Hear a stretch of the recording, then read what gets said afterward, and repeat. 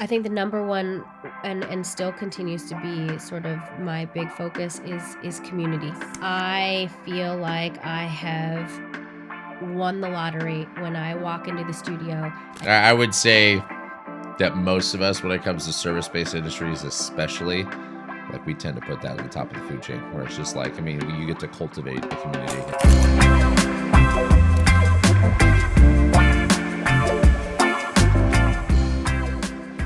All right, so what I'm going to do first is we're going to quiz ChatGPT.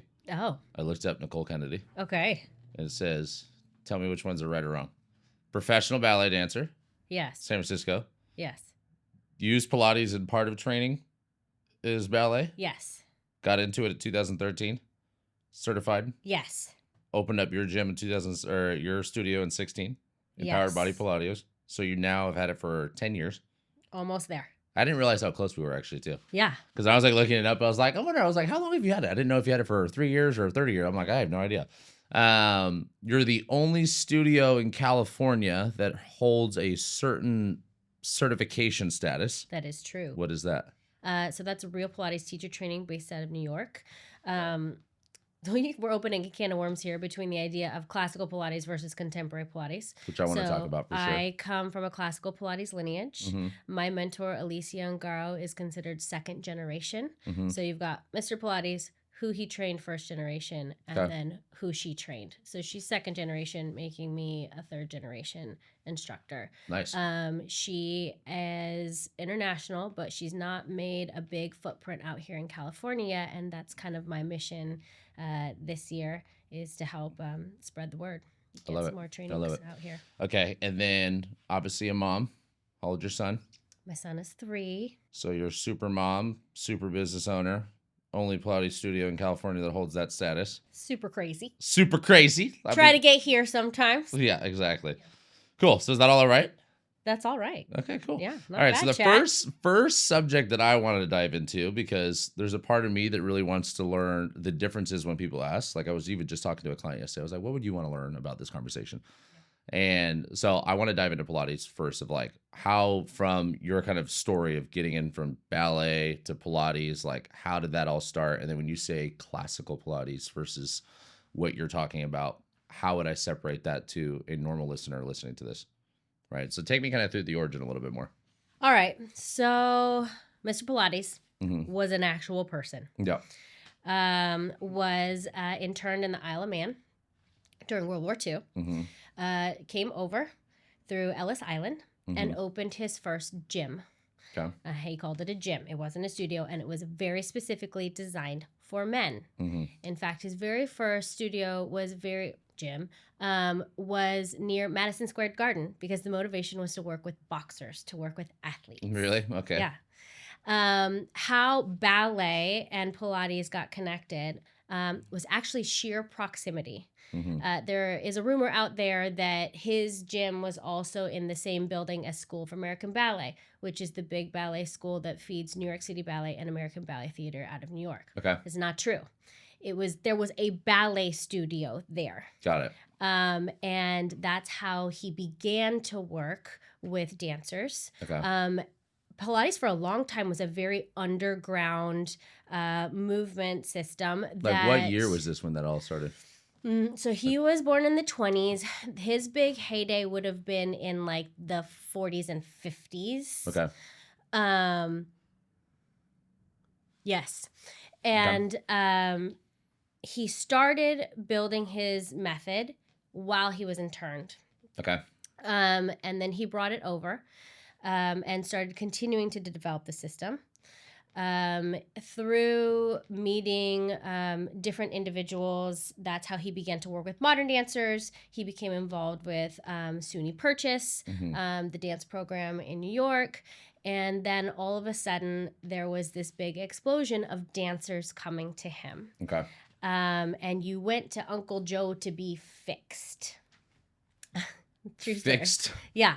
Yeah. Okay.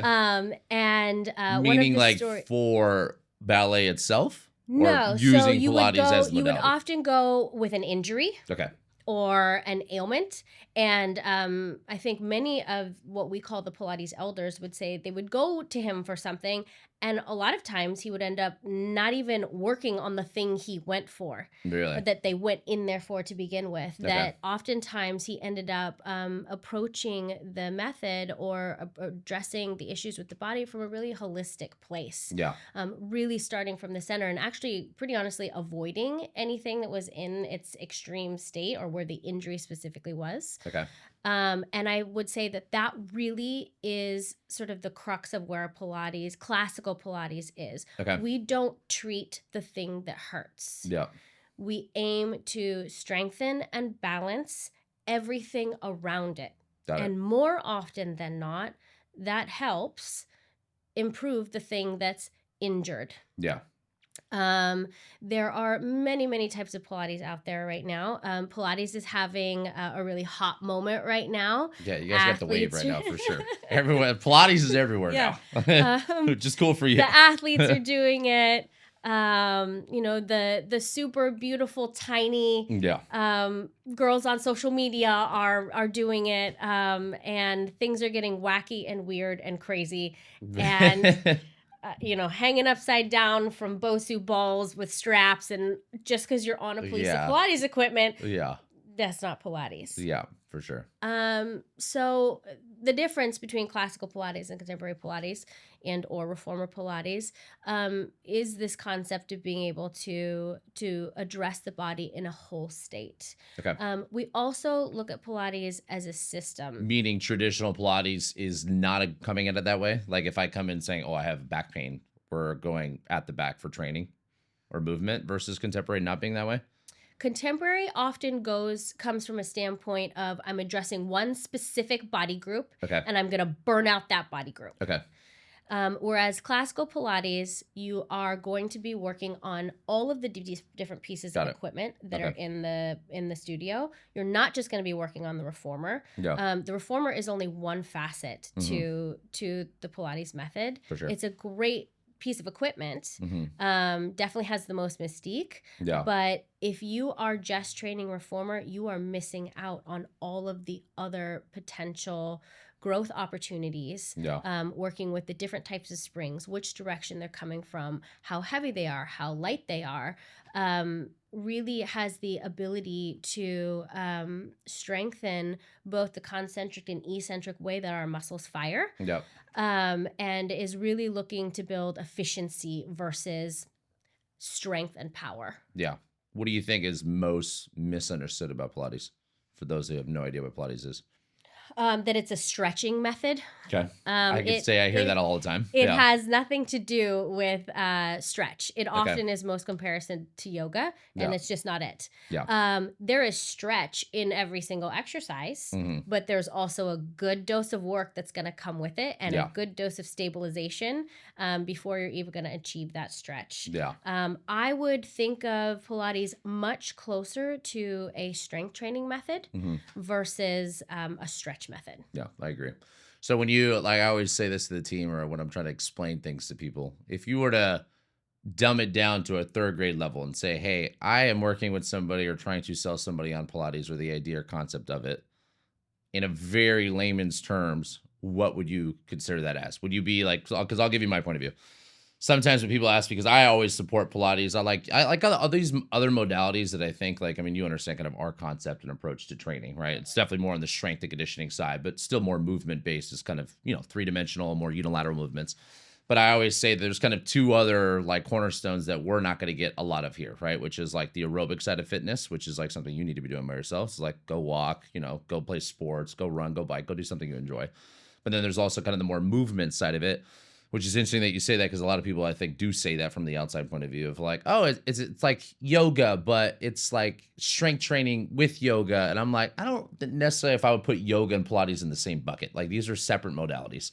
But I would still view it as, like when I explain it as someone that doesn't understand it, I'm like relative strength, using your body around in space. You still have resistance, right? Coming from different tools, right? From the reform or whatever you might be using.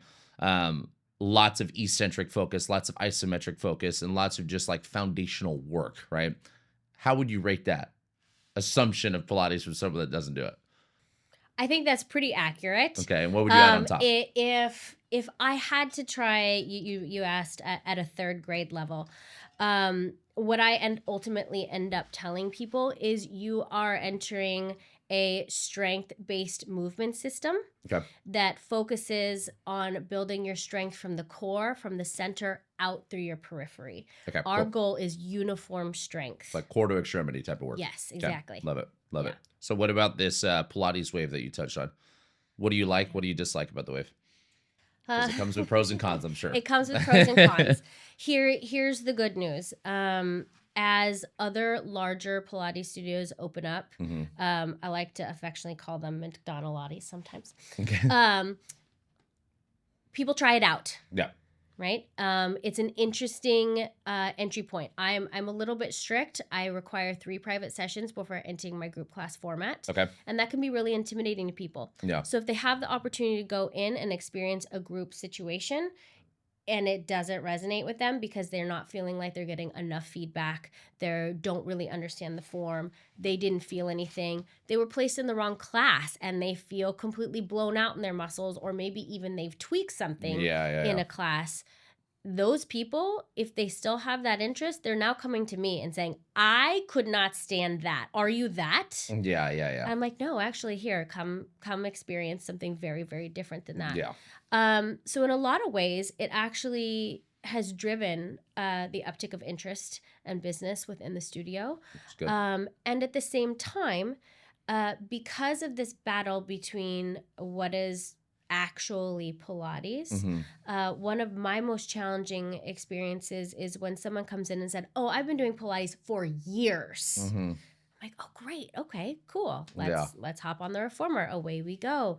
And we do our first 3 or 4 exercises and they're like, oh, I've never done this before. Really? So you think that more on just like the exercise selection or programming style of it, what makes it so different? Yeah, for someone that comes in saying, oh, I have experience in Pilates, right? That's like for us with the, the CrossFit people. Like, oh, I've done CrossFit for a long time. I'm like, there's similarities, there's parallels, but there's obviously a lot of differences too. It's kind of heartbreaking though, because you don't want to criticize what they've been doing and their efforts. Exactly. Sure. Or put down another business. But at the same time, it feels like such a massive disservice. To have such a stark difference between the two styles that exists. From a social media aspect, you are predominantly seeing really attractive, really thin, really fit women on reformers. And that definitely creates a narrative in interested people that maybe I can't do this. I already have to be fit. Yeah, for sure. I agree with that. To be in a Pilates class. Or I'm not going to get a workout as a dude in a Pilates class. And that's just not true. How many people do you see with your business that come in asking that like intimidated question of like, am I going to be able to do this? Do I need to have a certain level of prerequisites to be able to do so? Versus it being accessible to all. Like even for ours, like to give you a little context in our model, it's like, 85% of our business is the semi-private classes and like 15% being personal training. I would say 5 to 10% of the time when I go through an assessment or movement screen or background or injury list, I'm like, I wouldn't do classes yet. Like it's rare for me. Like majority of the time, I'm like, classes are definitely accessible. We'll regress what's needed. We'll meet you where you're at. That's fine. But a small percentage of my demographic, I'm like, I wouldn't do it yet because there's just going to be too much that I'm going to have to work around with you based off injury or movement capacity to do so, that it's like you would be better off being in a one-on-one setting. How many people enter your studio and are like, am I able to do this, or do I need to do this first? Or like, how do you feel as far as the demographic you're seeing? Let's see. So I would say about, 10 to 15% fall into that place of, wow, we really need to hold on the concept of group classes. Not saying no. Let's make that the goal. Yeah, for sure. Independence is absolutely what we are trying to instill in our clients. Exactly. But let's pause. Let's get the mechanics right. Let's make sure that you feel really confident and competent with modifications that you may need to do in class. Yes, we run very small classes. Our signature class is 3. Nice. We do have a maximum class of 8. But most of those classes that happen are very knowledgeable with the vocabulary already. So let's get you confident. Let's get you competent in what you need. Let's make sure that you have that sense of personal attention that is going to help you feel capable when you walk into a class. Yeah. I'd say that's about 20% of our people. Okay. Interestingly enough, our revenue, we're about 46% private sessions, and the rest is group. I would love for that to shift. Meaning more group? Yes. Okay. Yeah. I think a lot of that comes from one of the things that I hold really dear to my heart is cultivating the relationship between client and teacher. I think that building that trust is really most important, especially as we continue to progress someone and put them into more vulnerable states. And so I think what that ends up doing is causing people to think, oh, I need to only do private sessions.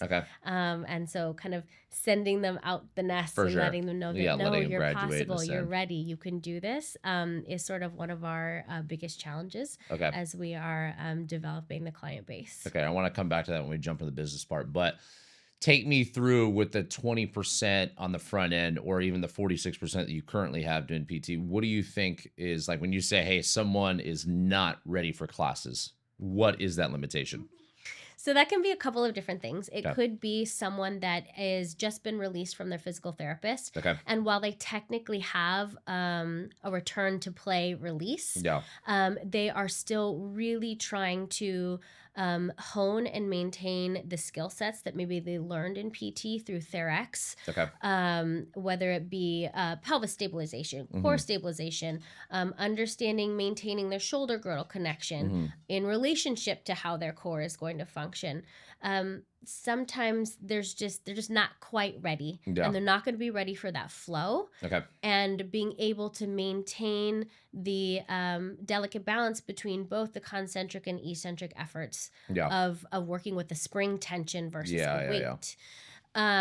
And so what I find there is it takes anywhere from 3 extra sessions to 10 extra sessions.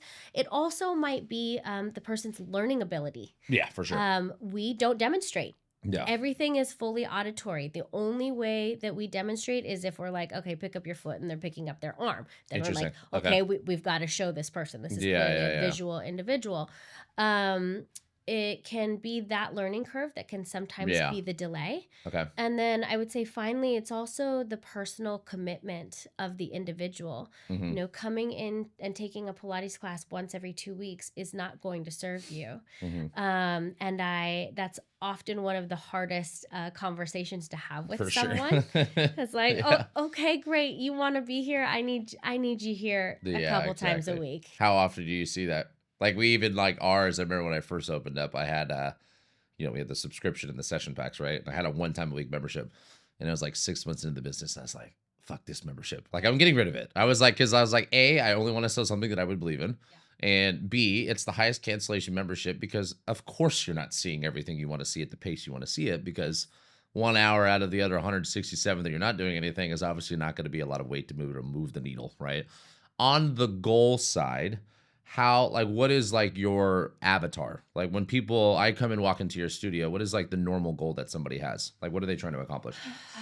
I love that question. So I would say the average person is probably 52. And they are either new empty nesters that have more time on their hands, and the rigors of having a family has pulled them away from being able to focus on their personal growth and exercise regime.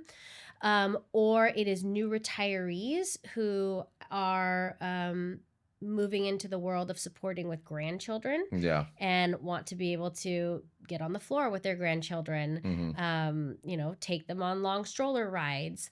The focus is often quality of life, which is really where I prefer the wheelhouse to be. And more so on like how they move and how they feel. Yeah, exactly. Which I love. Exactly. Longevity. Yeah. Why do you think you're like, well, I guess even, I don't know if this would be a question to have a direction necessarily, but if you were to think about the normal demographic of someone going to Pilates, do you see like 52 compared to ours? Like, for example, ours, like we're kind of in the 35 to 45 year range. Like, we have a very mix on demographic, but that's our chunk. 52 is definitely probably about 10, 15 years higher than mine as far as your average or demographic. Why do you think it's more so that demographic that's attracted to Pilates versus, your 40-year-olds, your 30-year-olds, your 20-year-olds? I think you're running into a couple of different concepts there. I think geography, it has a lot to do with it. Yeah, that's true. As well as discretionary income. Yeah. I also think that, the 30-year-olds, the 20-year-olds, they're still looking for that go hard That's true. mentality and way of being. I want to be sweating. I want to be breathing hard. I want to be insanely sore the next day. And you can get that way with Pilates, but it's not going to happen on session 1. Yeah, for sure. It's probably going to happen on session 100 because really the way you change the intensity of Pilates is through your knowledge, through understanding how to manipulate the exercise, to understanding how to shift the weight in your body, to control the spring on the piece of equipment. That's what really makes Pilates hard. Yeah. And I think it's one of those things that I absolutely love about it because from day to day you can play a game with yourself. Am I just gonna ride this for enjoyment, or am I here to actually experience exactly the grit in it? Yeah. How often are you doing your own training, like Pilates training? I am doing twice a week right now. Okay. So I have a semi-private session with a colleague of mine in New York. Okay. And then I try to get in one other time. Meaning it's like a video session type of thing? Yeah, we do it on Zoom. Cool. And then when you started, I guess this would be a journey into the next chapter of this conversation. Take me through how you got in Pilates from ballet and how often were you training in the beginning when you first started learning? Because I'm sure it was a lot more than where it is currently now. Yeah. So San Francisco Ballet has a training room that had Pilates equipment. Better question. Sorry to cut you off. How'd you get into ballet? Because you don't hear that very often. Yeah. So, which is cool. How I got into ballet, to be completely honest, was I was a giant couch potato. Okay. And my mom said I had to do something. Okay. Ballet is where you fell. And that's what all of my friends were doing at the time. Interesting. Okay. Yeah. And so I was like, well, I guess I'm going to do some ballet. Yeah. And were you living in San Francisco at the time? Or? No, I'm from Santa Barbara originally. Okay. So this is all started in Santa Barbara. Yeah. Yeah. Okay. So I started ballet at 11. Okay. Which is late. Yeah. And I hated every single second of it. I had a ballet instructor who was a taskmaster, a demanded perfection, demanded respect and decorum, and you were expected to behave a certain way. And I remember my first couple of classes coming home crying, and my mom saying, she was a single mom. She said, "Sorry, I paid for a year's worth of tuition. No refunds. You're doing this for a year." Yeah. And it wasn't until at the end of that year, my ballet teacher had taken us on a field trip to Orange County to see American Ballet Theater do Cinderella. Okay. And I'd never seen a big ballet production. And that was the thing that hit me. Stars in my eyes. Really? I want to be on a stage. I want to wear a pretty tutu. I want to look like that. Yeah. So what part of ballet was most attracted to you in that specific thing? Was it just was it the glamour, the game of I can be on top of this kind of thing, or was it the actual dancing in ballet itself? It was the actual dancing, but it was just, I think, the glamour and the beauty and the allure of being on stage. Yeah, for sure. Those big productions are absolutely stunning. Mm-hmm. So muddled along. And then I came to San Francisco for the very first time at the age of 13. Okay. San Francisco Ballet holds a 6-week summer intensive. And so I came up here and fell in love with the city, fell in love with the ballet company. And this was all I wanted to do. Really? This was all I wanted to do. So at 11 starting, 2 years later, 13, you were completely bought in. Yes. Okay, cool. Totally in. Yeah. Happening. And then I hit a burnout point. Really? My junior year in high school, I decided I really just wanted to be normal. Yeah. And abnormal meant I was in the studio from 3:30 p.m. till 10 p.m., 5 days a week. Damn, On really? the weekends, you were there from 9 a.m. to 3 or 4 p.m. Training, rehearsing. Yeah. And, the real ballet world is not much different than that. It's pretty cutthroat, it can too. be a pretty grueling time, especially if you're managing, rehearsing, plus performing. Yeah. But I said enough was enough. Yeah. I'm done. Like, this is cool. Whatever. So moving junior on. year of high school was kind of the turnaround point. Yeah. Okay. So then I decided to become a cheerleader. Nice. I lasted football season. So you got through your senior year with that? I was like, I'm done with this. I'm done with this. And I went back to ballet. Okay. And my brain was never really strongly on academics because I became so obsessed with ballet. Yeah. So I decided that I made a deal with my parents. I was going to really actively pursue trying to get into a ballet company. Okay. And if I could not get into a company by the time I hit my 20th birthday, I was going to let it go. So Santa Barbara actually has a small ballet company called State Street Ballet. Okay. So out of high school, I joined State Street Ballet. And you were in Santa Barbara through high school? Yeah. Okay. Yeah, I had a pretty darn normal high school life, which I'm grateful for. Did you ever go back to Santa Barbara? Would I? Yes, I would. I love Santa Barbara. I know. It's hard to beat. I don't know when, but but yeah, I'd love to get back. It's funny how you think about opening up a business and all these things that you think it gives you freedom, and then you realize with brick and mortar business, you're like, damn, I'm more locked down than most people are. Right? 100%. Yes. We have that conversation a lot too. Okay. So I was dancing for State Street Ballet, loving it, getting a lot of featured roles. And there was a choreographer who worked with me frequently. And he said, hey, have you ever thought about going to a bigger ballet company? And I said, well, yeah, but at the same time, like I'm kind of loving being the big fish in the small pond. And he was like, I really think you should go check out San Francisco Ballet. Yeah. I know they're holding auditions. I don't know if they actually have contracts, but you should really just go see what it's like. Yeah.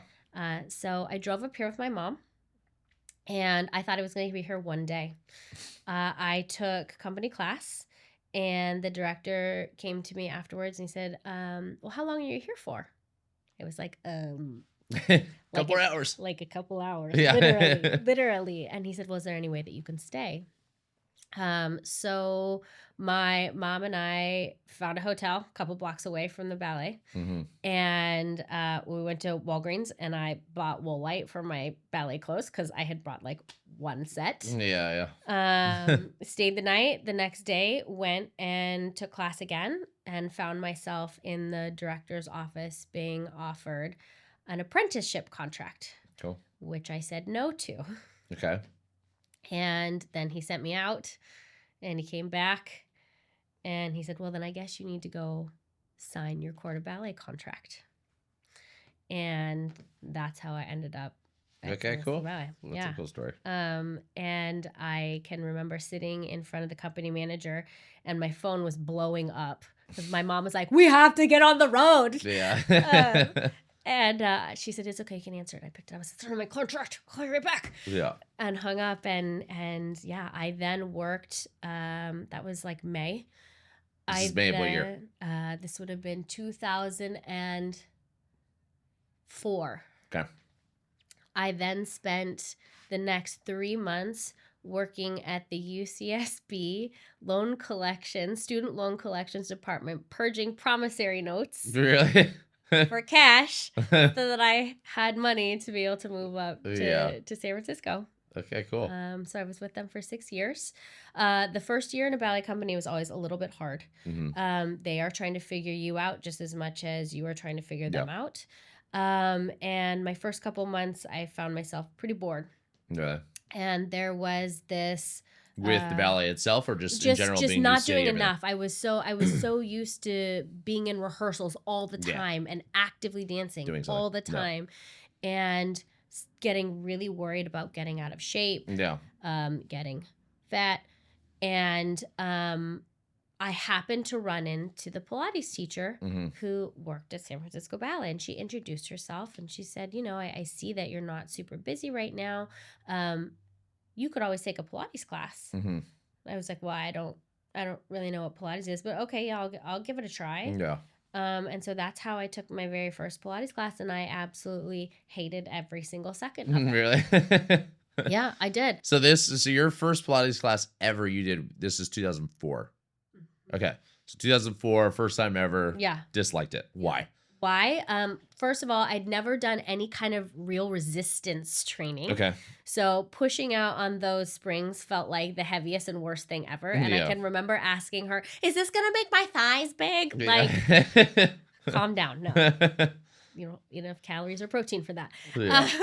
But also really being in awe of the fact that I felt so uncoordinated. Mhm. How could I be a dancer and do all the things that I could do and feel so uncoordinated Yeah.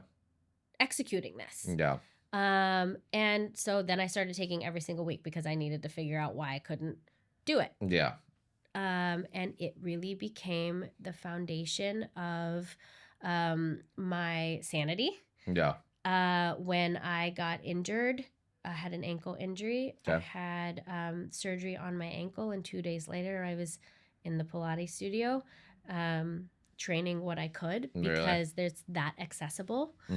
And really falling in love with not only the method and how detail oriented it is, but that my first teacher was really a huge support system.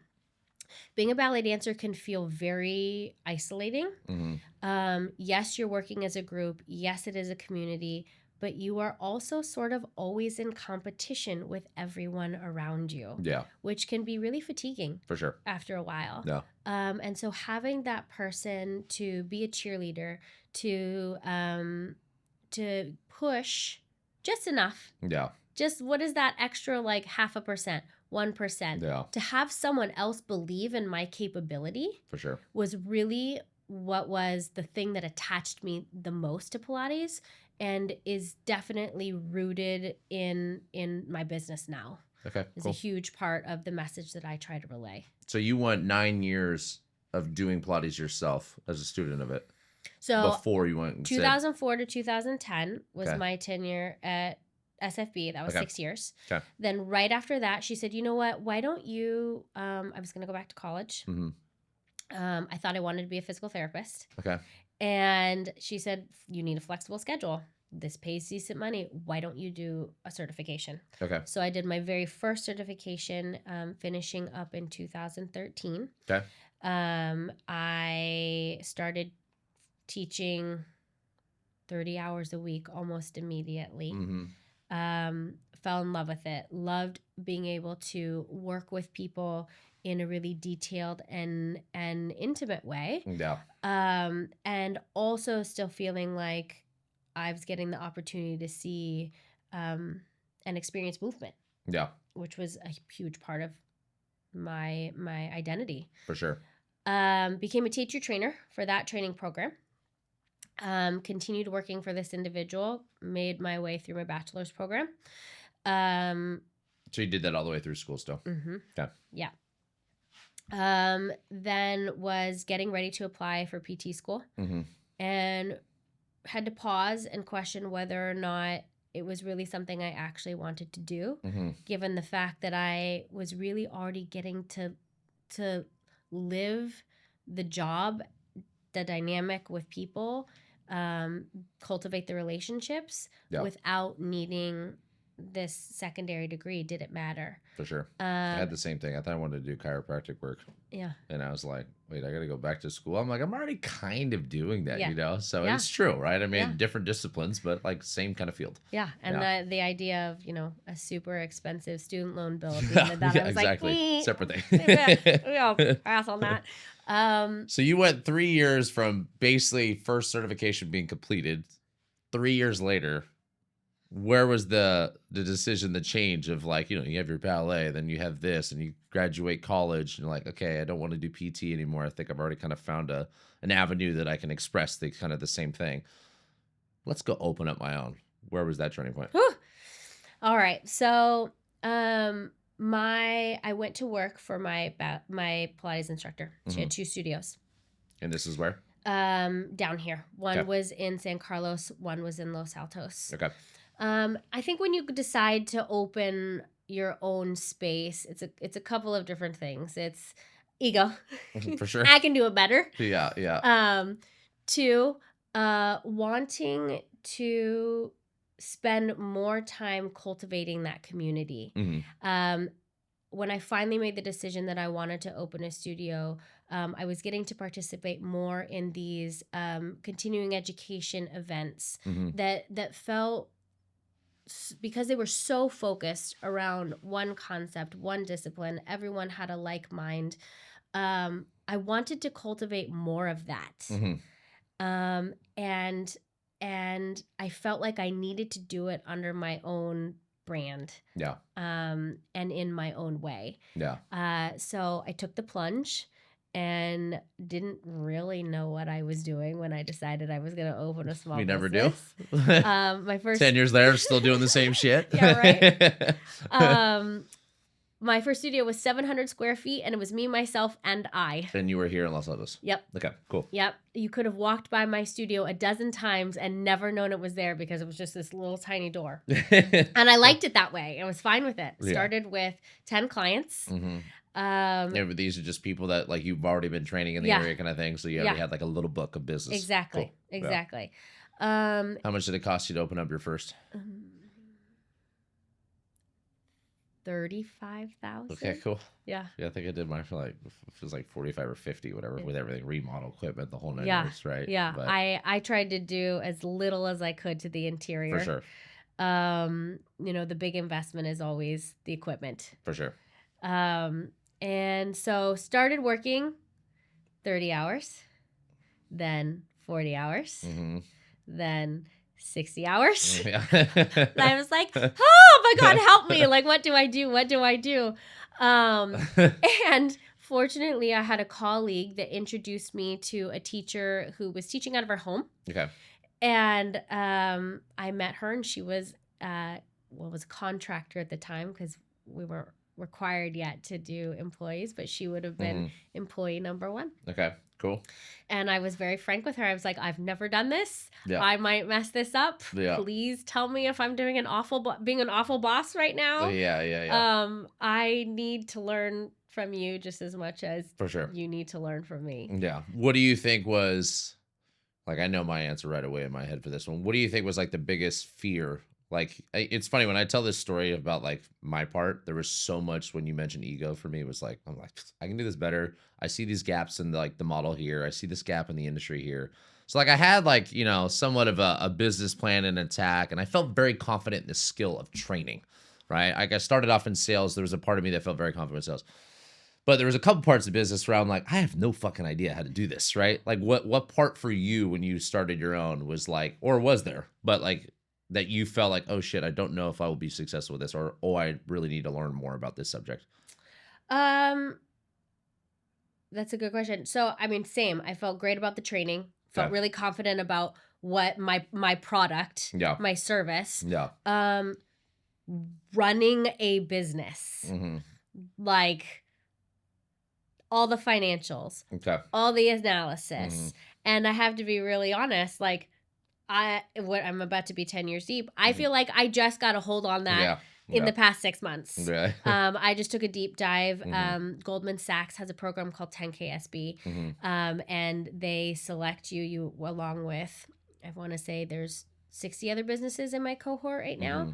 And they go from leadership development, marketing, financial analysis, helping build a growth plan. Yeah. You really are dissecting the business from beginning to end. Yeah. Even going as far as the very first exercise in that program is, what's your exit plan? I'm like, exit? I'm just trying to make sure rent's covered. What are you talking about right now? It is interesting though. So like the workshop that I did last week, or by the time people are hearing this a couple weeks ago, but whatever. The day one was exactly that. Was like, it was a business scaling workshop. And I didn't come in there transparently. Like I felt like I didn't have like a quote unquote problem or a dying thing that I wanted to fix. I was like, I'm just here to learn. If I can pull a couple nuggets, like that's a win. Day one was exactly that. It's like, if you were to sell your business, how much would it be worth? Right. And I'm like, okay, well, is my name in the price? So like, well, we're going to go over that today. And it was just like, your revenue, your EBITDA, your your attrition, your returning revenue, like, cost of acquisition, lifetime value, the ratio of those two numbers, putting all that stuff down. Then you had your value devalue, which is basically like key man risk. Nicole leaves. That business, is it stay alive or does it fail, right? Like, are you the key man risk or is somebody in your company? Client risk. Do I have one client that makes up 50% of my company? That's a client risk. Then you have market risk. You have data risk, which is not knowing your numbers, things like that. And you do this little score sheet. And I do mine. It's like negative 700,000. I'm like, my business, I have to pay someone 700,000 for this business, whatever it was. And then he goes, just to be clear, probably about 90% of you in this room, and it was like 100 different entrepreneurs, are going to be negative. That doesn't mean you own anybody. That just means that, like, basically if private equity were to ever come up to you and evaluate your business, these are the things they're going to look at.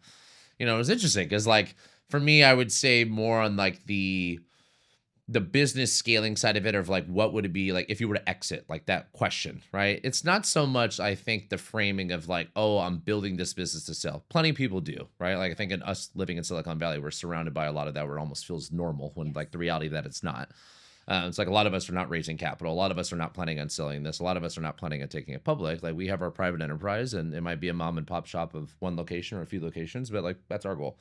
But you want to still run the business with the same framework of like, if Nicole wants to go to Cabo for 2 months, business grows or stays the same at least, right? Like, how do I put these operations in place? How do I understand these mechanics of this business? And that was like, an interesting frame shift of like, okay, like, I'm not building it to sell, but I'm building it in a way that if I ever did want to sell, it operates the same way. Yeah. Right. So that's kind of the big difference. Is that kind of what they were getting to on that? Yes, absolutely. And then as well as they really took a deep dive into sort of your own personal responsibility as the owner. And is that in terms of your own quality of life, are you living the way you want to live? Yeah. Are you getting to grow and develop as a human in the same way or as much as you'd like to? For sure. Are you continuing outside of the business? Yep. And that is something that I think most entrepreneurs get a little bit lost in, is you become the business. Yeah, for sure. And then you're standing in the inside of this cage wondering how you got here in the first place. Yeah, exactly. Right. And then from there, reverse engineering the idea of, okay, this is what you imagine the best case scenario to be. Now, how do we go backwards and build each of these different systems that are going to bring you closer and closer to what you imagine this end game to be? Exactly. What was for you when you started yours? Like you said, like, and I think most business owners would probably say this in the beginning. They're like, I feel like I could do this better, or I feel like I see a gap in the industry or a gap in whatever. What for you made Empowered Body Pilates different than everything else around you competition wise? Like, what were the kind of like opportunities that you're like, we can do this better? I think the number one and still continues to be sort of my big focus is community. Yeah. Is the people. I feel like I have won the lottery when I walk into the studio and I see 4 or 5 of my clients hanging out, chatting on the benches afterwards, talking about their kids. I even have someone right now that was like, oh, did you know that I went to high school with this person? It's great. It is the best part. And to feel like that the business that I created is contributing to someone's happiness and sense of belonging. For sure. That's the big win for me. Yeah, I really agree. Is. I would say that most of us, when it comes to service-based industries, especially, like, we tend to put that at the top of the food chain, where it's just like, you get to cultivate a community, and it's, it's one of those interesting things, which we'll shift in a second with the next question, but like, there's plenty of parts of business that are hard, that are unseen, that are done behind closed doors, that are even just done in your own head between your 2 ears, that no one will ever see unless like you are in the similar position where you're like, okay, I understand what Nicole's going through. Yeah. Even though it might be a different problem or a different situation, you are the person that goes home and sleeps with it. Yeah. Right. And there's parts of me, I always say this to the team sometimes, I'm like, I miss being an employee sometimes. I miss going home and like, it's 5 o'clock. See you later. I'm done. I can check out, versus like I go home and I mentally work harder than I do at work. When I'm at work, I'm in flow. It's easy. This is what I do. When I'm at home, I'm like, let's build, let's be proactive. Let's solve this problem. Or fuck, if this was the fire today, you know what I mean?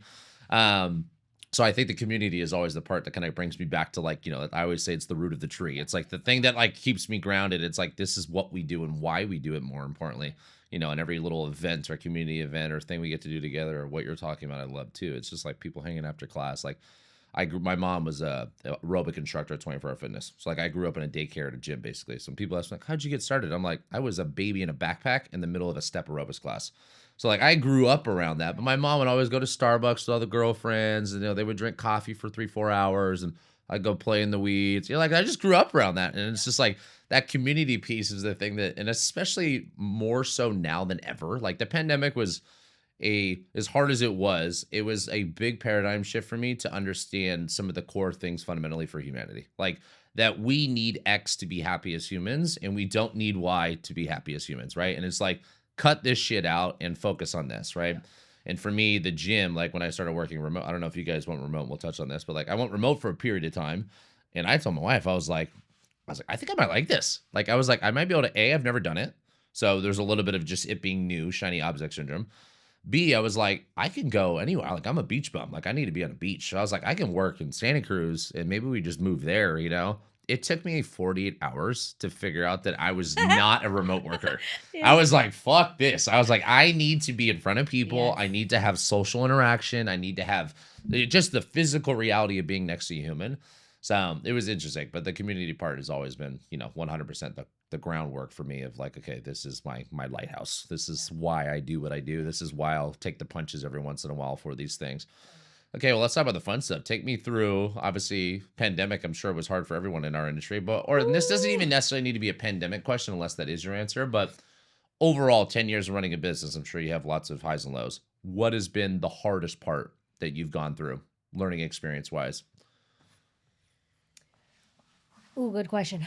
Really good question. Biting off more than I can chew. Okay. I have... definitely operated my business under the field of dreams mindset. If you build it, they will come. Sure. Yeah.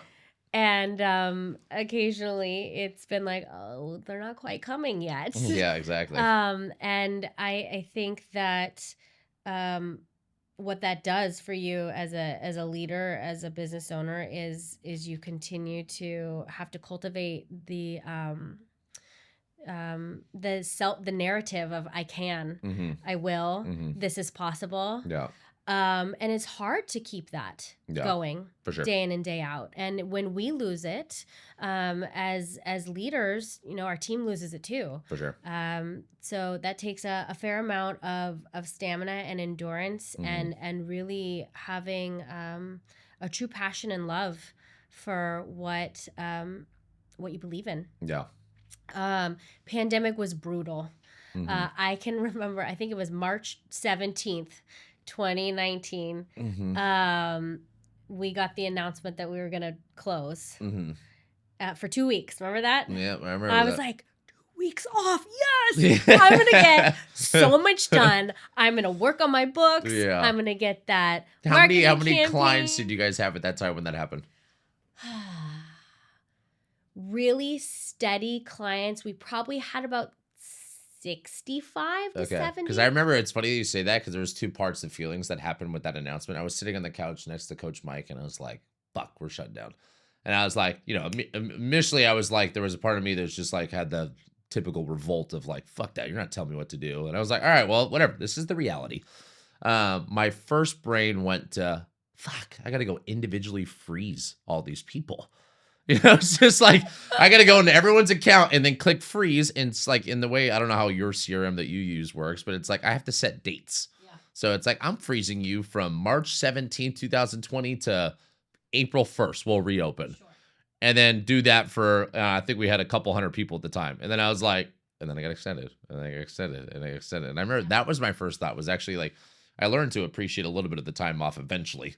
But my brain went immediately fear first. So I was like, fuck. The East Coast shut down about a week before us. Yeah. And so my mentor, she literally sent out an email saying, we're about to shut down. This is how we're handling it. Here's all the software that we're using to do it, to get ourselves on virtually. I'm just giving this to you. May the force be with you. See you on the other side. Yeah. And so when I thought we were shutting down for the first 2 weeks, I was like, this is fine. Like, I could use 2 weeks off. Yeah. And then when they said, oh, just kidding, it's going to be another 2 weeks, I was like, oh God, where's that email? Yeah. And without her, I'm sure I would have been bumbling around for a lot longer to get us going virtually. But maybe it took 2 days. And all of a sudden we had our virtual classrooms up. I taught 40 hours a week for 18 months. Damn, no shit. So how long from start to finish were you actually closed physically, brick and mortar? From March 17th, 2019 to April or May of 2021. Wait, 2 years? Or no, sorry, March 19th of 2020, you mean? So like the start of the pandemic. Yes. To 20, damn. Yes. So you were closed out for a long time. Yes. Wow. Yeah. Okay. Because you were only at Palo Alto, so that was San Mateo County, right? So Santa Clara County was closed for the longest duration of time. Yeah, well, though our saving grace for us, and I found this out by accident, and one of my best friend's wife was training at F45 in Willow Glen, and they were trained, so we shut down March, April, May, June. I think we were shut down maybe for 4 months. We opened up July 4th weekend. So we were basically had 4 months of nothing. And I only opened up because I knew that we can go outdoor. So I had an outdoor area and I had a parking lot. And that's where I was like, fuck it, buy the tents, move the mats outside, move the racks outside. Yeah. So that was our saving grace. Like if I didn't have that, who knows how long, I probably would have been in the same situation. Yeah. Wow. Okay. So you were shut down for a very long time. Very long time. So what I ended up having to do beyond the virtual classrooms is I actually leased out my equipment to clients that I knew how to use it. Okay. And they had to pay a deposit. And then they also agreed with the use of the equipment that they were going to maintain 1 or 2 private sessions a week. With me. So I shelled out probably 3 or 4 reformers. I took a couple pieces of equipment home myself and just continued to teach online. Damn. And it felt like hell that was never going to end. And much like you, I didn't mind it at first, the virtual learning at first. There's definitely a learning curve of it in terms of trying to give corrections and feedback visually. And am I really seeing what I think I'm seeing? And oh, there goes somebody's spouse running in the background naked. Like, what is happening right now? That is true. Tip your camera down, Sue. And why is your husband running around naked in the background? He's on his own Zoom call. Funny things happened at that point in time. But it made me absolutely sure I never wanted a virtual aspect to my business. For sure. And I have colleagues that really flourished and still have really fantastic virtual businesses. And I'm like, good for you. Yeah, all you. I need to be by a person. I need to get my hands on them. I need to see their facial expressions. I need to hear how they're breathing. I need to hear the sound of the equipment and how it's moving. I need all of those things to feel like I'm actually doing my job. Yeah. What about biggest lesson learned from the pandemic and that whole down period? Any things that you kind of took and transitioned with, or you're like, okay, this is actually, a positive or a learning? I think one of the things that it caused me to do was really tighten up on systems, contingency plans, a little bit more organization. You were talking about needing to go in and freeze your clients one by one. I spent more time exploring our booking software and how I could automate some of these things. Features that I was really oblivious to prior to being in a situation where I desperately needed to use them. How much of I was just looking at this actually at the beginning of the year. I always do like annual recaps of the team. It's like a 2-hour meeting at the beginning of the year. And it's always just like, reflecting back on previous year, goals for next year, blah, blah, blah. And I always just like kind of look at the entire book of the business. And it's funny. It was like, I opened up, I think 6 months after I was April 17. So I was like April 17, just had this very slow growth all the way till March 2020. And falls off the map and then kind of stays low, slowly comes back with some remote people. I was still using Wodify to charge people for the ones that did decide to go remote. And then probably by late 21, I started to kind of get some growth back because the downside too is like, even though I was open, I was running at half capacity with one coach. So it was like, instead of a 10-2, I was running a 5-1. But I still had the majority of my demographic. They're like, I don't feel comfortable. So even with you being open, great, keep me on freeze. So it almost took me about 2 years to just get back to where I was. And then obviously kind of kept going now. How much of a dip did you have as far as business goes for you? Well, I think that's sort of interesting, and maybe one of the advantages to have being closed for so long. Mm-hmm. We had so much information by the time that we reopened, Mm-hmm. and people were so fatigued Mm-hmm. from Yeah. being on Zoom. There was a dire We need had to get this back in person. episodic growth Really? that was like, we went from maybe a 20% dip to now we're at like a 50% dip, and now we're at like 110% growth because Really? everybody's Yeah, back, yeah. and people just felt like they could not fully absorb and get the benefits via Zoom only. Yeah. Yeah. And I could totally understand that. And I wished we could have opened up outdoors, but we were next to a big public parking lot, and there was no way I was schlepping equipment in and out. Exactly. Especially your company. Like, fuck Yeah. that. I'm not doing that every time. So right now, are you obviously we're out of the pandemic, thankfully, 6 years later. What do you view as the biggest constraint in your business? The biggest constraint in my business right now is teachers. Teachers? Yeah. Recruiting? You mean? Yes. Okay. I don't know if you necessarily feel this way in your business, but for us, it feels like there's always an imbalance of teacher to client ratio. Mm-hmm. Either we have too many clients, not enough teachers, or vice versa. Yeah.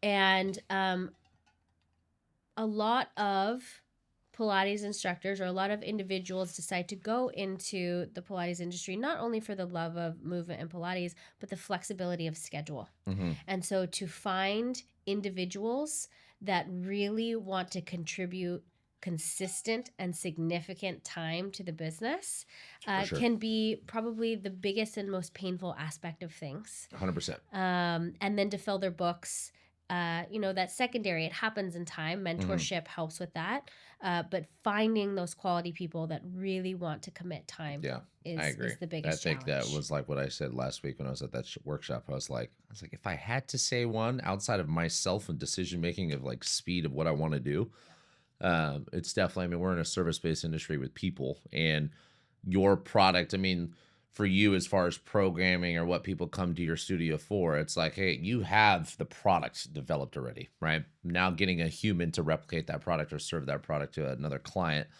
it's like hiring off values and morals. And like, I always say, it's easy to teach you what I know as far as the actual mechanics of knowing strength and conditioning for my business, right? It's like, I can teach you this. I can teach you nutrition. And that's kind of like a lot of what I've been working on the back end. It's just more of like, how do I get the speed of onboarding there? But the constraint still for sure for me is the exact same thing. It's like, it is the ability to recruit. You look at any business economics, there's supply and demand, right? Like supply is like, do I have enough clients? And it's like, okay, if you figure out a client acquisition side of your business, that's great. You don't have a supply constraint. You know how to turn the thing on or off if you need more. Demand is like, okay, now I'm like, well, I have more clients than I can actually even give to people, or people I do have are just like, bro, I can't keep going more. So like, it's the hard part of, I think, service-based industry, and also like not necessarily finding good people, because there's plenty of good people that still exist, but then it's also finding good people that are aligned for your values, for what you want for your business, which is tough, right? Because, there's going to be people that are like, okay, you're a good person. I'm like, you just don't fit the mold for this role, right? And it's like, it sucks because like, okay, if good people, I'm like, I'm just going to throw you somewhere, and I'll make this up over time. But like for a specific role or a specific coach for you, that's definitely the hard part. What do you think overall with the business right now is kind of like that being your constraint, but what are you working on the most right now? Like, what's kind of your focus with your business? Actually, one of the biggest thing I'm working on right now is really actually expanding into marketing. Okay. This year I tasked myself with starting a blog. Cool. I have an apprentice of mine who is very competent in SEO. She wants to contribute as well to the blog. And I actually just opened up an invitation to all of the trainers to start writing. We can help them edit and Stephanie. So it's like an open source blog where everyone can contribute. That's exactly, cool. Exactly. And I think one of the main drivers and missions for that blog is to show that Pilates really is for everybody. And I'm hoping to spend time showcasing all the different types of bodies that come through the studio, and that they can all accomplish the same thing, but in maybe a slightly different way. Yeah, for sure. Yeah, the marketing, when I asked that question earlier of like, what was the thing you were most concerned about when you opened up? Mine was marketing. Yeah.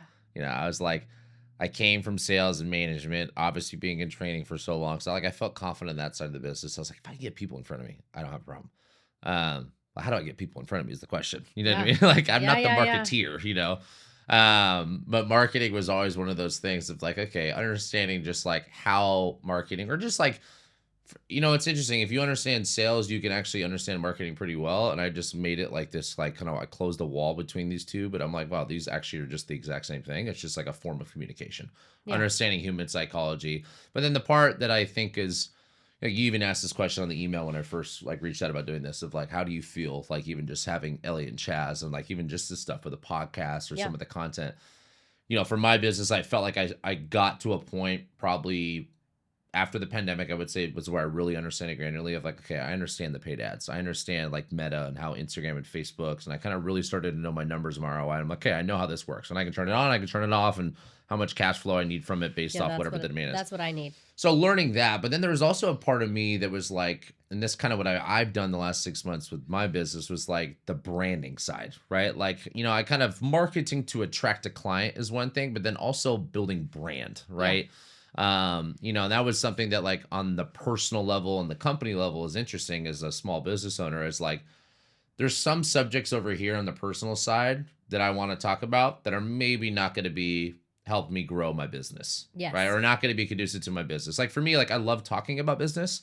Like I've always loved talking about business. And some people, like if I'm coming onto a page as a client, I'm like, shut the fuck up. No one cares about that. Like tell me how to fix my problem, right? Or show the community off. And it's like, when I hired Chaz and Elliot specifically for like the content in, I was like, I want to show our coaches off. I want to show our clients off. I want to show all these other things. Cause right now it's just this guy with a backwards hat always telling me what to do on the internet, right? It's like, it's not, and that was the brand of FL, right? Which is cool. Cause I think like at the end of the day, it's like, you are still the face of your company, right? And I've done everything I can to avoid that. Yeah. And like, and that's kind of, and I'm not trying to get myself out of it, which was interesting when I was talking about that in Vegas. I was like, you guys put like, they rated key man risk as like the highest rating. Like if you have yes or no, it was like you got a 3. Basically like it had a lot of weight to key man risk. And I'm like, well, I would identify myself as key man risk. And I would think about Glenn. I would think about Cisco. I think about these people. I'm like, these are very important people for me to have in the company. And I want to take care of them. And I want to be able to do whatever I can to provide their level of autonomy, growth, income, so they can actually have like, they feel like they have a career out of it.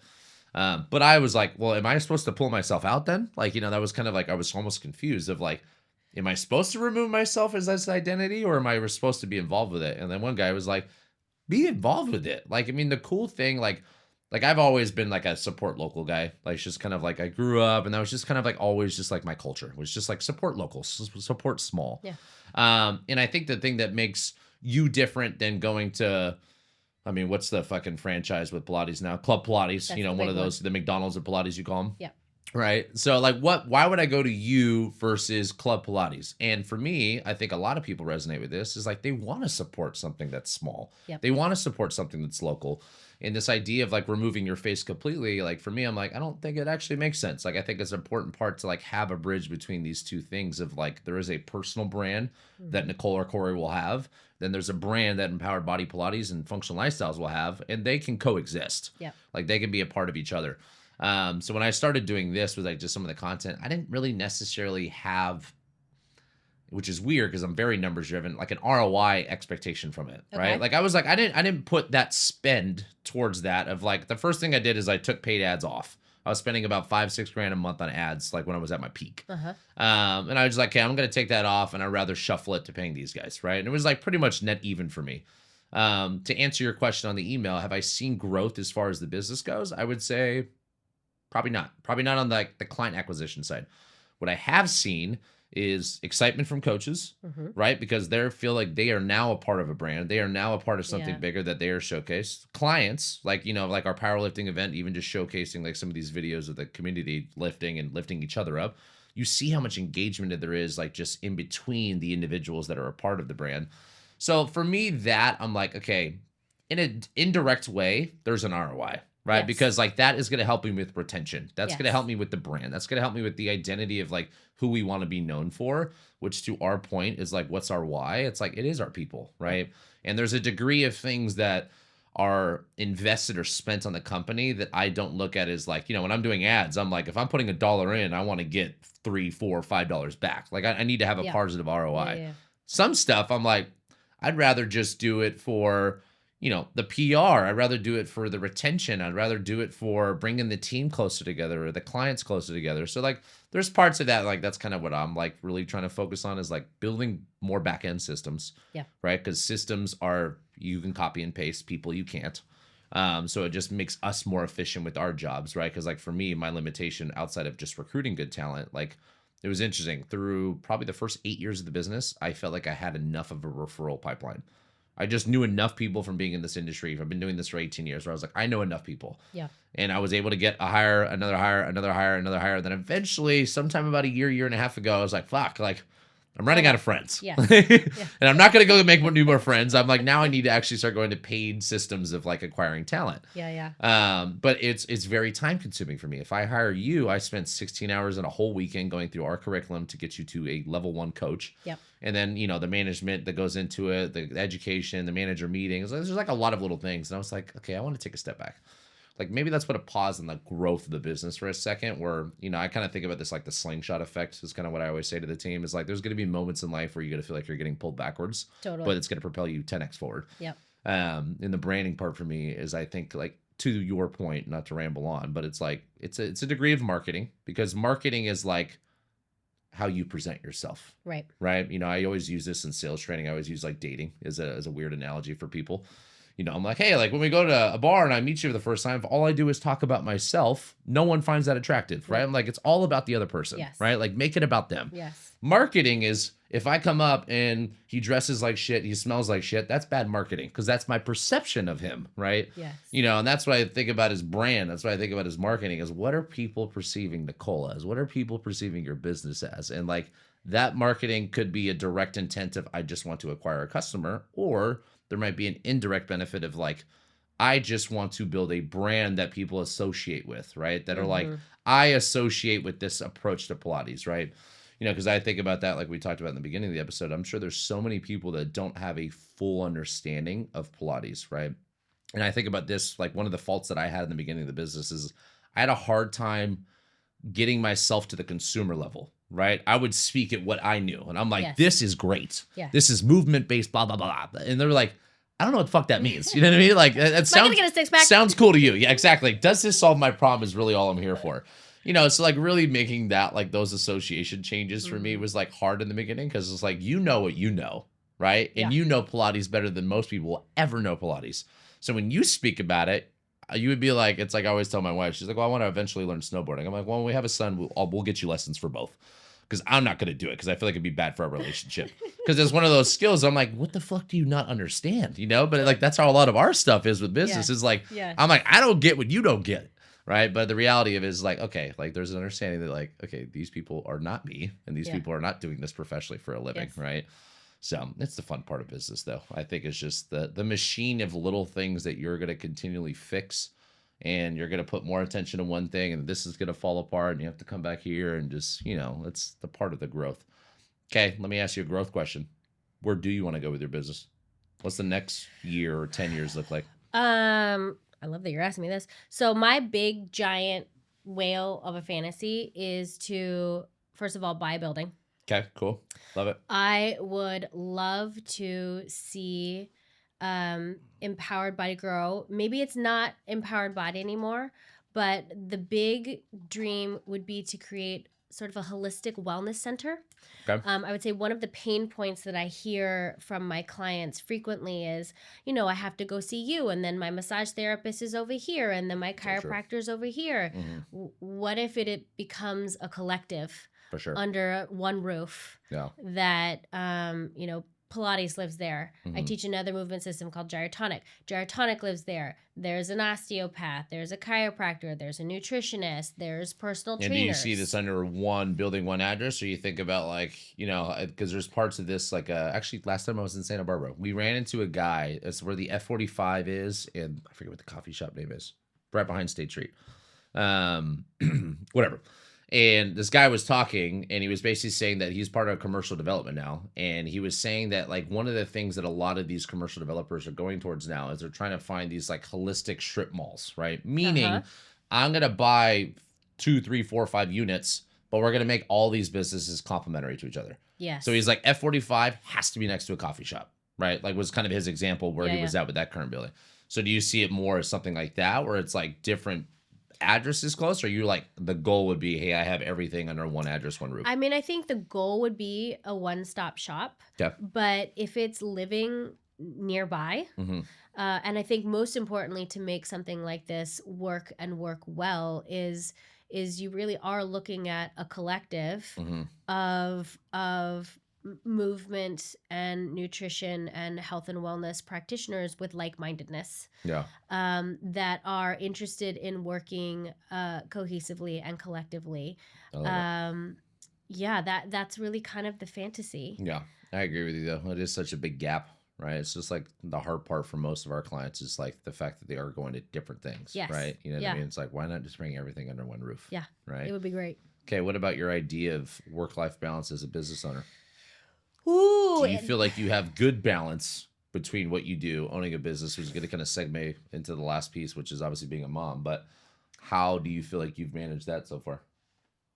I would say up until I had my son, I had zero work-life balance. Okay.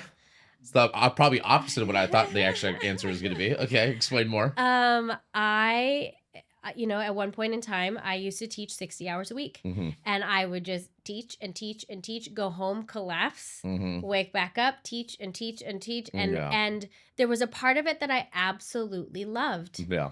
And I think the pandemic actually made me realize that I was burning myself out by having that time and space. Realizing that I had gotten to a place where I was no longer teaching the person in front of me. I was teaching my monologue. Yeah. Like you had your script, you just kept falling over and over again. Yeah. I get that. And yes, it was a different body, and yes, there were different corrections here and there. For sure. But my brain was not being stimulated in a way that I was actually working on helping to change and grow this person in a unique way. Yeah. And when I realized that, I was like, okay, I can't teach this. I literally can't. If I'm going to be the quality of instructor that I want to be, I cannot teach this. Yeah. And it's actually one of the first things that I tell my graduates when they finish the program, because many of them are like, I want to teach 40 hours a week now. And I'm like, no, you don't. And I recognize that as a business owner, you can't believe I'm saying that right now, but I would rather you teach 15 and give it everything you've got and then add on. Yeah, for sure. Then offer me 40 and then in 6 months come back and say, I'm ready to quit because I'm over it. Yeah. I've lived that. I've grinded through that over and over again. And it wasn't until I had my son that I realized, A, I can't do it all. I just absolutely cannot do it all. B, I now have this opportunity to be a parent, to watch someone grow and thrive. And one of the most important aspects of parenting for me is presence and attention. Yeah. And in order to be fully present and to offer the attention that I would like to give, something has to give on the opposite end. Yeah, for sure. And my son is really the way that I have found balance. I know. I've been thinking about that a lot, obviously, with a kid coming in 4 months, right? But the work-life balance for me has always been a conversation with myself, but also with team members of like, trying to find that balance. It's like my most Like my badass is Tony in Palo Alto. Like she's just like a machine. She's just like, you can go all day long. She'll work 12-hour days. Like, and just, doing 100 hours a pay period type of thing.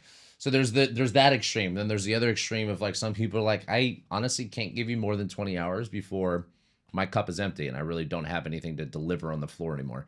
My answer has always been like, you give me what you can. Yes. And just like anything else, I'm a coach at heart. So I'm going to train you to do more, right? Like, it's like if someone's coming into the gym, like, I can't squat 100 pounds. I'm like, not yet. Right. So the not yet has always been something. I always love the power of the word yet, because it leaves the door open. That like there is potential to grow into whatever you want. That being said, my experience, the only time I ever experienced some level of burnout at work, not owning my own thing, was actually when I was at Equinox and I was doing probably, I don't know, anywhere from like 35 to 45, maybe 35 to 50, like PT sessions only. If I'm doing the exact same job, the hours create burnout. Yeah. If I do the exact same hours with 5 different buckets of my job, I can work more, which was interesting to me because it took me a while to really learn that. I was like, if I could do 10 hours of sales and I can have, like, I've had my PT clients that I've had forever, right? Like the people that I train for PT, I've had them for almost a decade now. Mm-hmm. And if I have those people, I can do, 8 to 12 sessions a week. I only do a whopping 3 classes a week now. But, if I have these different buckets, my brain is always excited. Like right now, I'm like doing a lot of building on the back end. And it's like a lot of just like AI stuff. And I'm geeking out because I'm like, it's new, it's exciting.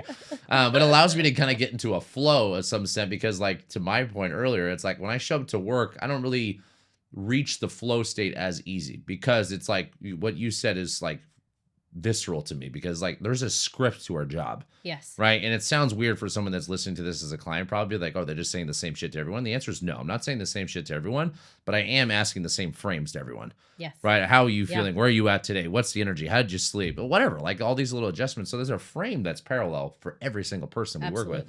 And that made it tough for me because it's like if I do a lot of one thing, I burn out, right? Or I feel like I'm losing my work-life balance, right? And I've always kind of had this statement that like work-life balance is 2 sides to the equation. And I hate when people only blame work. It's like, no, maybe your life sucks, right? Like there's the other side of it too, right? Like what are you doing with your free time, right? And for everyone, it's very different. Like for me, I would say, this is why I will say that you're going to be a phenomenal mom, because I think coaches and business owners are already doing babysitting at a very high level, right? Yeah, you already understand the idea. And I don't mean that in a negative way. Nope. I mean that in like that this is our job. So your idea of being present, your idea of allowing somebody to grow, your idea to give someone enough autonomy to be their own human, it's like that is what our job is day in, day out. Yes. And, I've always said that I've been very excited for kids, and I'm excited that I finally get to have my first swing at it of like, hey, like, I think a kid for me is going to be the most important thing that I ever do in this world, right? Because I said this on an episode, I don't know if you listened to that one, where I was like, if we have a kid for 20% of their life, we impact the other 80. I didn't watch the whole thing, but right. But I've always kind of thought about that. If I only have 18 years where I can actually have the biggest influence, right? Not control, but influence on this child, that is going to influence the rest of their life, right? Because like everything that we come back to is just like it comes back to our childhood. Right? Like everything there. So I've always said like, okay, kids is definitely going to be the most powerful thing that I ever go through. And I think second would be business, right? Because business, like for us, I'm sure you feel the same way. It's like, it's our ability to serve other people. Absolutely. Right? Like, yes. You're good at what you do, but you could be, if I always say worst case scenario is kind of how I look at most things in life. I'm like, if I went bankrupt today and I had to go start over, I can go back into a gym. Yeah. And I can go back and fill my books up and I can go back. Like I can go start over and I'll be fine because I have the skills that would pay the bills. But it would be hard because it's the people that I impacted on a negative way of like, I just let down 16 coaches. I just let down all these members, and like, that's the hard part. And I think about that with children. It's like, okay, like you are impacting somebody at a very, very, very high level. And you need to make sure that you're present enough to do so, because this idea of growing a business or making an impact or making money doesn't mean absolutely shit to that kid. Nothing. Right? It's like being with the kid, being present, son or daughter, whoever you have, is like, that is one of the most powerful things that I think a human can do in life. So it's like, it's a gift. And some people unfortunately choose to not understand the power of that gift. Yeah. Right. And I kind of think about the same thing with business ownership. People go like, oh, is business hard? I'm like, if you care, if you don't care, it's not hard. Yeah. Right. Like I can not give a shit every day. It's going to eventually fail because I don't care. But like I could choose not to care and make it easy. Yeah. Right. Or I can choose to make it hard on myself now, which is not easy, but it's just basically like, what is the decision that you're making to choose that to do so? Mm-hmm. All right. Well, that is the subjects that I had in line for me. And I'm probably sure that we've passed the hour mark well over. Do you have any questions or last things for me? What are you most excited about becoming a dad?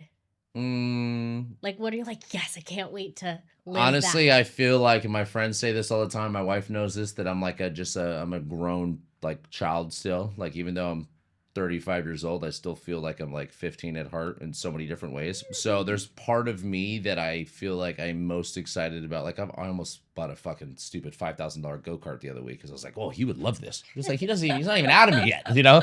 So I would say for me, the idea of kind of continuing to relive my experience with him or her, whoever we have in the future, of just being a child, right? Like, I think the idea of like when people say like, oh, this is an adult child, it's like someone that remains creative. Yeah. And I feel like there's part of me as I got older that I kind of, and it almost sounds negative, but I was like, there's part of me when I got older, I was like, like my friends are adults, you know, like, and it almost became like a boring, weird step to adulting where I was just like, no one wants to go ride their bike on a Tuesday. No one wants to go, you know, like those kind of things. So I would say for me, I would probably say just the ability to do things with my kids. Right. And that's, yeah, just to play, just to be creative, go outside, go do things. And like, you know, my wife, Nikki and I, we talk about like that. We know it's going to be the hardest part of our relationship because we don't bicker or go at each other almost on anything.